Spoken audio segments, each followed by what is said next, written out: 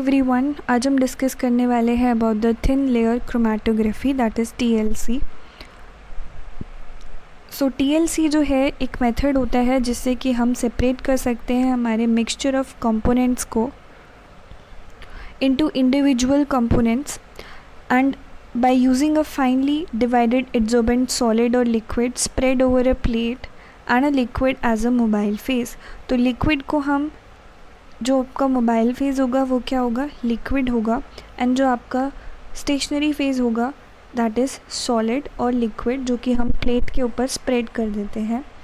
अब ये कैसे परफॉर्म किया जाता है, एक ग्लास की या प्लास्टिक की शीट होती है या एल्युमिनियम फॉयल होता है, आप ऐसे ले सकते हो कि ये ग्लास की क्या है, एक शीट होती है, वहाँ पे उसको हम कोट कर देते हैं with thin layer of adsorbent. इसके ऊपर हम एड्जॉर्बेंट की एक थिन लेयर चढ़ा देते हैं।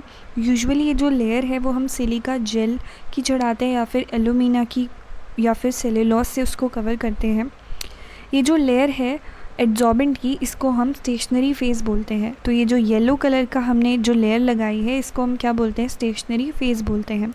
इसके बाद जो सैंपल है उसके ऊपर सैंपल को अप्लाई किया जाता है प्लेट के ऊपर। तो यहाँ पे हम मार्क लगाते हैं, this is the start point, और यहाँ पे सेंटर में हम अपना सैंपल जो है स्टार्ट पॉइंट पे रखते हैं।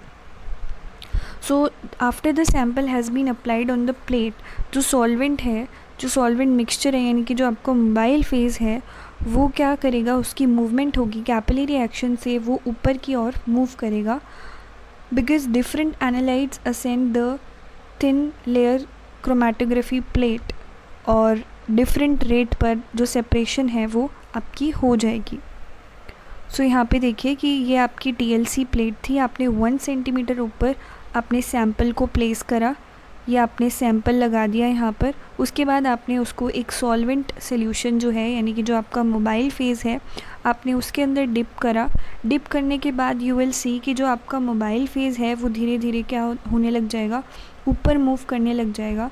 एंड जैसे जैसे मोबाइल फेज़ ऊपर करेगा तो आपके जो सैंपल के जो कंपोनेंट्स थे वो भी क्या हो जाएंगे, सेपरेट हो जाएंगे based on the polarity. Okay, so it is based on the principle of adsorption chromatography और पार्टीशन क्रोमेटोग्राफी, और you can say combination of both.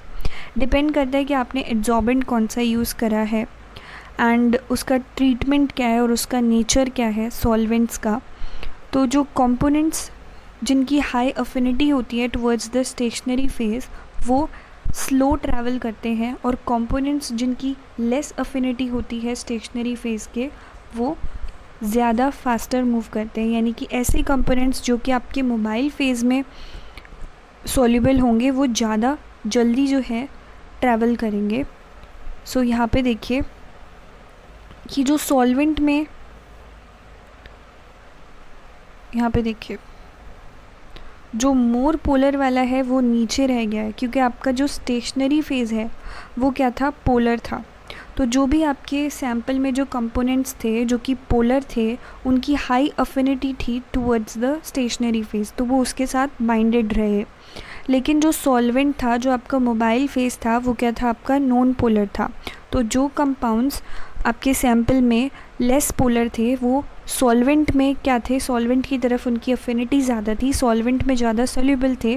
तो जैसे सॉल्वेंट ऊपर मूव करा, आपका मोबाइल फेज़ जैसे जैसे मूव करा तो वो भी क्या हो गए, मूव करे। इसका मतलब जो लेस पोलर वाले होंगे वो ज़्यादा फास्टर मूव करते हैं, और जो आपके ज़्यादा पोलर होते हैं वो नीचे ही रह जाते हैं, क्योंकि they have more affinity towards the stationary phase. So एक बार ही आपकी सेपरेशन हो जाती है तो जो आपके इंडिविजुअल कंपोनेंट्स होते हैं उनको विजुअलाइज करा जाता है एज आपको स्पॉट्स दिखेंगे। आपकी जो प्लेट है उसके ऊपर आपको स्पॉट्स नज़र आएंगे रिस्पेक्टेड लेवल पर, और ये जो है उसको हम डिफरेंट हमारी डिटेक्शन टेक्निक्स हैं उससे हम इसको डिटेक्ट कर सकते हैं। तो ग्लास प्लेट को हमने किससे कोट करा है, with 0.22 mm 0.2 mm thick layer of the adsorbent, जैसे कि सिलिका जेल या एल्यूमिना, जिससे मैंने आपको ऊपर बताया था कि हम क्या करते हैं, जो प्लेट होती है उसके ऊपर किसकी लेयर चढ़ाते हैं, हमारे एड्जॉर्बेंट की। सो विजुअलाइज़ करने के लिए, अगर आपको स्पॉट्स को विजुअलाइज़ करना है तो उसके डिफरेंट वेज़ हैं, जैसे आप यूवी से उसको विजुअलाइज़ कर सकते हो, एसिड ट्रीटमेंट से आप उसको विजुअलाइज़ कर सकते हो, यानी कि आप अपनी जो आपकी प्लेट है, थिन लेयर क्रोमेटोग्राफी की जो प्लेट है, उसको आप एसिड के सोल्यूशन में डिप करो, फिर उसको एयर ड्राई करो, फिर क्या करो, आपको ब्राउन स्पॉट्स नज़र आएंगे। या फिर आप आयोडीन वेपर ट्रीटमेंट से भी उसको विजुअलाइज़ कर सकते हो स्पॉट्स को, या फिर वेलिनिन स्टेन से आप इसको यूज़ कर सकते हो। अगर आपके जो आपका सैम्पल है उसमें अल्कोहल एल्डिहाइड कीटोन्स है तो आप वेलिनिन स्टेन यूज़ कर सकते हो। निनहाइड्रिन ट्रीटमेंट जो है वो अमाइनो एसिड के स्पॉट्स को डिटेक्ट करने के लिए होता है। तो best one is your acid treatment and UV visualisation. So now what is the application of the thin layer chromatography. सबसे पहले आप इससे क्या कर सकते हो, आपकी जो रिएक्शंस है उसमें क्या प्रोग्रेस हो रही है उसको मॉनिटर करने के लिए इसको यूज़ किया जाता है। आपके गिवन मिक्सचर में, मान लीजिए आपके पास मिक्सचर है, उसमें अलग अलग टाइप के कंपाउंड्स प्रेजेंट हैं, तो आपको उनको सेपरेट करना है तो आप इसका यूज़ कर सकते हो। एंड प्योरिटी को डिटरमाइन करने के लिए भी हम थिन लेयर क्रोमेटोग्राफी का यूज़ करते हैं, like for analysing the ceramides और फैटी एसिड्स, पेस्टिसाइड्स का डिटेक्शन, इंसेक्टिसाइड का डिटेक्शन, आपका जो फूड है या जो आपका पानी है उसमें क्या पेस्टिसाइड्स प्रेजेंट है या इंसेक्टिसाइड प्रेजेंट है, उसके डिटेक्शन के लिए। या फिर आप एनालाइज कर सकते हो डाई की कॉम्पोजिशन को ऑफ फाइबर्स इन फॉरेंसिक्स, या फिर radio chemical purity of radio pharmaceuticals and identification of medicinal plants and their constituents. So majorly इसको हम प्यूरिफिकेशन के लिए यूज़ करते हैं या फिर सेपरेशन के लिए यूज़ करते हैं, और to identify the different compounds which are present in your mixture.